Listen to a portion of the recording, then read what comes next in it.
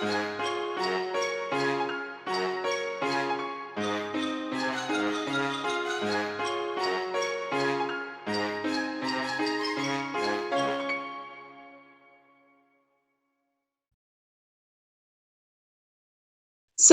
hello, Baba, and welcome to Storytime with Mary.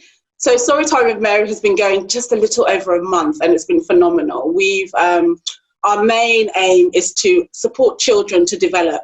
We've been helping them through reading with young children, and as I'm sure you know, there's a lot of research out there that suggests that reading to young children helps them develop emotionally and mentally, and also their communication skills. So we've been doing that for a little over a month, and this part of Storytime with Mary is really exciting because this is where we get to interact with experts such as Baba Dazi, who I'm going to introduce shortly, who is a clinical psychologist all the way from Ghana, Accra in Ghana, which is very close to my heart. And she's going to help us to get into the minds of our little children. So I'd love to introduce Baba from Hearts and Minds Aloud. Hello, Baba. It would be great if you could tell us a bit about yourself. Absolutely. Hi, Mary. Thank you very much for having me. I've seen the work that you've done, and you're right. You started, I think it's just been a little over a month, and you've done phenomenal work. I've seen your content. It's great stuff and very meaningful for what I do too. So I was very excited, and I was excited that you asked me to join you in your work. So well done. My name is Baba Dazi. As Mary mentioned, I'm a clinical psychologist.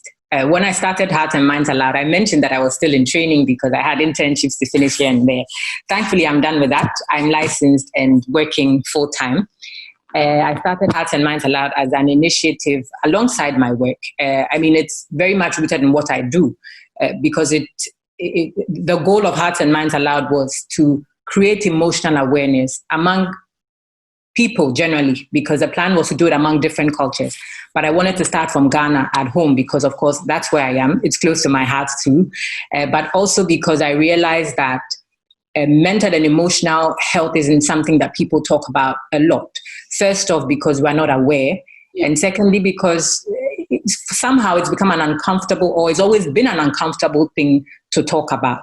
So my work is to, ease some of that discomfort and, explain to people that it's as much as you're able to say that you have a headache or a backache or, you've stubbed your toe or something, you should be able to talk about it if you are feeling uncomfortable emotionally, and then be able to get help if help is available, which I believe that help is. When I started this, it was mostly focused on adults because most people know that adulthood is a bit of a struggle. So I thought to target adults and then see what information I could bring to make adulting a little bit easier. And I realized that I had I use the term loosely, neglected kids. So then when you came up with this collaboration, I thought it would be a great idea to let some of my work cover kids and see what benefits it could bring to kids and parents in bringing their kids up. So that's fantastic. And thank you so much for joining us. So 2020 has been a huge roller coaster. Indeed. For all of us. Yes. Personally, I've been at home for 3 months. Wow. and counting. In fact, yesterday was my 3-month anniversary at home. So it's been a really interesting challenge. And I have a 2-year-old and a 4-year-old at home. And I've been working full-time. So I actually work full-time in asset management and trying to educate these young children and make sure that they're emotionally and mentally stable. And we've had a few meltdown moments of our own, but all in all, we've managed to get through it. And just in your understanding, how can you help other parents and carers of these really young children to help these children emotionally? Because I think it's been a huge emotional strain on all of our children, this whole pandemic that's happened in 2020. So how can Hearts and Minds Aloud help to support parents and carers of young children to get through that emotional trauma? Exactly. And that's a very relevant question. Yeah. So, COVID-19 caught everybody off guard. I mean, it just happened and nobody really knew what to do. But thankfully, we are human beings and we are adaptable. So somehow we've gotten into the swing of things. I believe that it's been very difficult for children having to understand what was going on, because then parents had to understand it first, which was a struggle, and then explain it to the children. So it's been quite hard for them, having to change their routine and not being able to see their friends as easily, or being in confined spaces, more or less, which is what adults were doing as well. So I completely agree with you. It's been a bit of a challenge.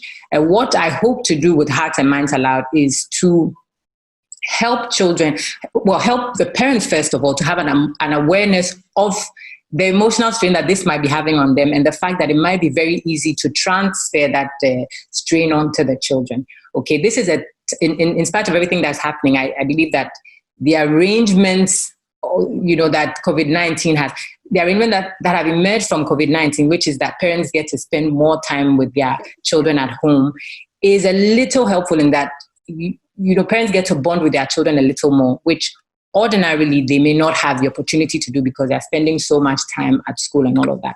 So it might be a good opportunity for parents to understand their children's temperaments, where they're at emotionally, right? Like you mentioned, that the tantrums will come. I guess the tantrums come even without COVID-19. Exactly. So with all of these factors that we've spoken about, having to spend so much time in an area, not being able to have too much free time outdoors will increase that.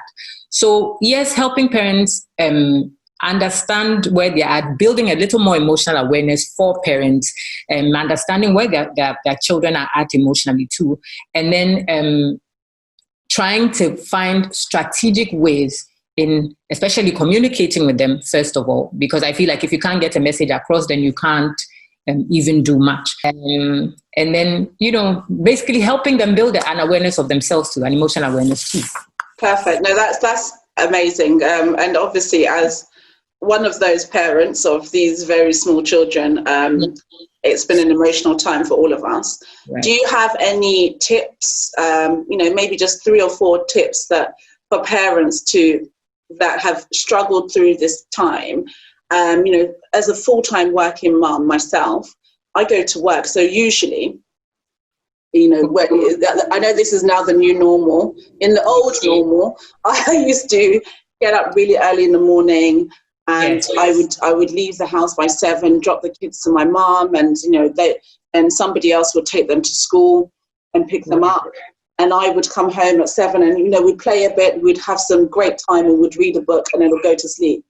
And then in the new normal, I'm doing everything, waking up, educating them. Obviously, I'm not a teacher, but what we're trying to do now is support teachers through our initiatives, such as Storytime with Mary, through reading to children. But do you have any tips for parents such as myself, or even not just parents, people that are looking after young children? It could be aunties and uncles, it could be grandparents that are spending a lot more time with these children now. Do you have any tips for maybe, in my own personal experience, helping them through tantrums because they're frustrated about being at home for so much of the time?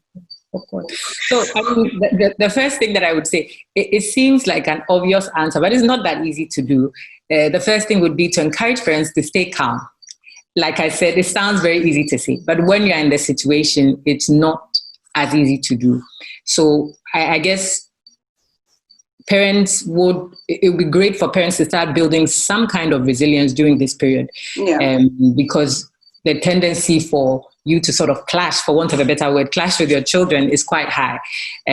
So it's important for you to stay calm in all of the, confusion for yourself. As much as you understand the situation, it would be great for parents to teach themselves to keep a calm disposition in order to be able to manage their children's temperaments and emotional challenges a bit better.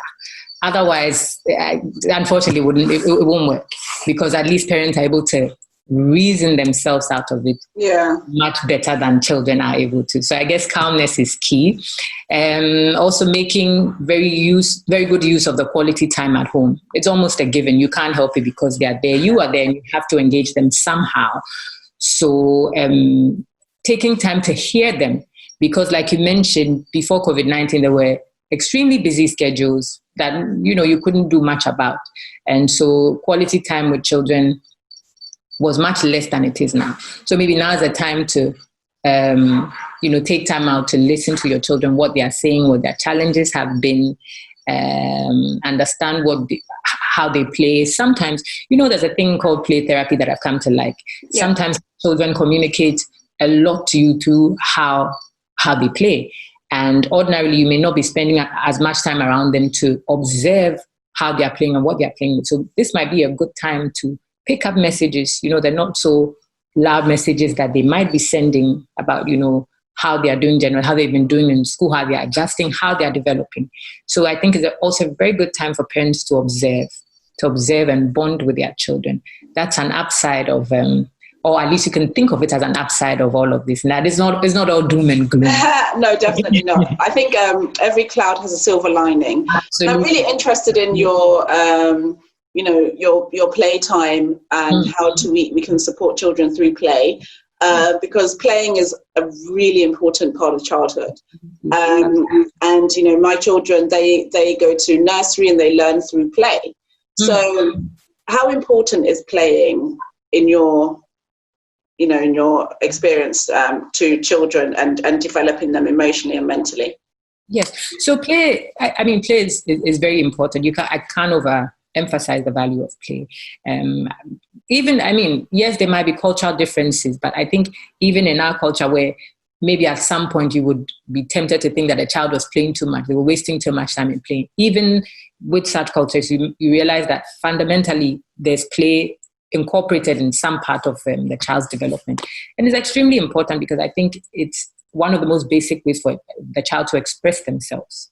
Okay, so similar things with reading, when we're trying to get the child to say what they're feeling. Okay, so with play, they may not necessarily say, they once they're playing with somebody else, they might, say things out loud, express things out loud that give you some indicator of what's going on. But sometimes even their body language, the sort of reactions that they have from playing with other people, they're a big indicator. So yes, it's great for development. It helps them bond with other children too, helps them, assert themselves socially, like I said, express themselves. And it builds self-confidence too, being able to contribute to whatever it is that they are doing, playing with, if they're playing house, if they're playing whatever it is, whatever situation it is or scenario it is, being able to fit in and contribute to that also builds a level of self-confidence with children. So I believe that the value of play can be overemphasized. We could talk a lot more about it, but just a little summary too. Definitely. I think this is just the beginning of a great partnership, because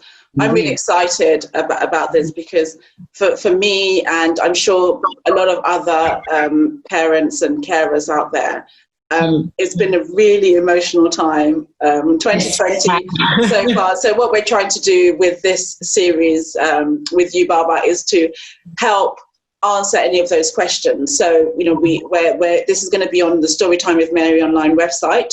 And it's also, obviously, you're also going to be sharing it on Hearts and Minds Aloud. And it's really just to support people. So this is the grown-up section of Storytime with Mary. Storytime with Mary is aimed at, small children, preschool age. But this is for grown-ups to help them, to help their children to develop and become the best they can be. Which is important. Exactly, definitely. And a big part of what we're doing collaboratively is to just help children and parents be the best they can be and get through this life in the best way they can. I've been reading a lot around supporting children to read, and I understand that children that are able to have a basic understanding of reading by the age of 7 actually go on to have higher paying jobs in later life. Of course. That's amazing. It is. It's amazing. And do you have any advice for, parents and carers out there on how they can support their children through reading? Yes. Well, so a very basic thing would be for them to start, in quotes, small. Yeah. Because I know that it doesn't come easily. It's a habit that you build over time. Yeah. If not for anything at all, for adults, for us adults, we're able to confirm that reading doesn't come very easily to you as an adult. Reading doesn't come easy to you, something that you have to build over time, right? But of course, as an adult, it might be harder to pick up a habit that you haven't had for a while. So the best time is to start it in childhood. So it's great to start small with the basic books. If you find that your child at a certain age is struggling with reading a certain book that you think should be at their level, it's fine. You can start small. Start with the things they identify, because it's something that you can always build over time. Some children are more, visually attractive. You could get their attention. They are more visual learners. So if it means getting them books that where the attention will be drawn with colors and images, do that until the interest is built, and they've built an imagination enough where they don't necessarily rely on the pictures to understand what's going on. And then over time, becomes a habit where they may not need the pictures. They are getting comfortable with words that are unfamiliar. And so the interest comes to know that, how do I understand the meaning of this word so it fits into this context for me, which they may not have had before, because it was this book that is so big and has all of these words that I'm not really willing to spend time with. So I think that there's, adults can be a bit strategic about it. Yes. Practical and then patient, understanding that it's a habit that is graduated over time. Of course, some kids will pick the habit up faster. They will learn words faster, and that's okay. It's also important to not compare your child with another. It's great to focus on your child, like you focus on their milestones, focus on the development or the progress that they are making in reading in relation to themselves. So how well they did the day before, and then the day before, and then, the day after that, sorry. So the day before, then today, and then the day after that. So you sort of measure the progress that they are making incrementally. But consistency is also key. I would say that it's great to be consistent. And then eventually the habit will be picked up. Phenomenal. And I'm so excited that we are going to be having this partnership going forward. So as a clinical psychologist, I think we all need a clinical psychologist in our lives, especially in this COVID-19 situation where we've been stuck at home and stressed. And, if anybody has any questions, you're welcome to drop any questions, through the Storytime online, Storytime with Mary online website, through the Contact Us section. If you have any questions for Baba, send them through. We will ask them to Baba next time and make sure that we get all your questions answered. I'm so excited, and thank you so much. Do you have anything else to contribute before we head off?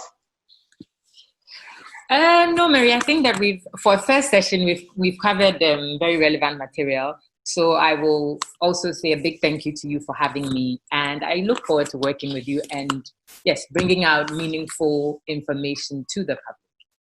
Perfect. Thank you so much, Baba. So we will speak again next time. Thank you very much, Mary. Thank you.